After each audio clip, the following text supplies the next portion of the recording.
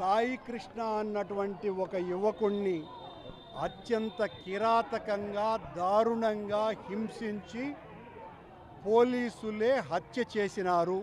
దీని వెనుక కేవలం ఒక్క నాగరాజు అనే సిఐ మాత్రమే లేడు. చాలామంది పోలీసు పెద్ద అధికారులు కూడా దీని వెనుక ఉన్నారు. నాగరాజునే కాకుండా క్రాంతి కుమార్ అనేటువంటి దళిత యువకుడు కూడా ఈ పోలీసుల దెబ్బలకు భయపడిపోయి ఇక నేను బతకలేను అని అతను పురుగుల మందు తాగి ఆత్మహత్య చేసుకున్నాడు. గంగమ్మ అనేటువంటి దళిత మహిళను కిరాతకంగా అనంతపురంలో చంపేసినారు. రాష్ట్రంలో ఎక్కడ చూసినా ఇలాంటి అరాచకాలే.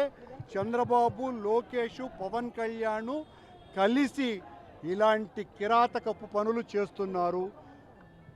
దీని మీద న్యాయం జరగాలి అని అంటే, అసలైనటువంటి దోషులకు శిక్ష పడాలి అంటే సిబిఐ చేత ఎంక్వైరీ చేయించినప్పుడే, అది విచారణ జరిగినప్పుడే అసలు దోషులు బయటికి వస్తారు. కానీ ఈ ప్రభుత్వం సాయి కృష్ణ వాళ్ళమ్మతో లాలూచి పడిపోయి ఏదో పెద్ద ఘనకార్యం చేసినట్టుగా చెప్పుకుంటోంది. సాయి కృష్ణ అమ్మకు సంబంధించిన వ్యవహారమే కాదు ఇది. ఈ రాష్ట్రంలో శాంతి భద్రతలు పూర్తిగా క్షీణించిన దానికి సంబంధించినటువంటి అంశం. దీని మీద ఇంత కిరాతకంగా చంపేసినటువంటి సంఘటనల మీద సిబిఐ చేత విచారణ జరపాలి. మా ప్రభుత్వం వచ్చిన తరువాత ఖచ్చితంగా దోషులు ఎవరైతే ఉన్నారో వారు ఎంత పెద్ద పోలీసు అధికారి అయినా కూడా వాళ్లకు బేడీలు తప్పవు, వాళ్ళు జైలుకు పోక తప్పదు.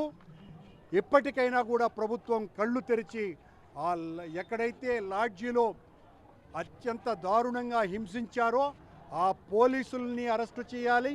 ఇప్పటి వరకు నాగరాజును అరెస్టు కూడా చేయలేదు. దీని వెనుక ఉన్నటువంటి అతిపెద్ద పోలీసు అధికారులను కూడా సస్పెండ్ చేసి విచారణ చేసి న్యాయం చేయాలని డిమాండ్ చేస్తున్నాం.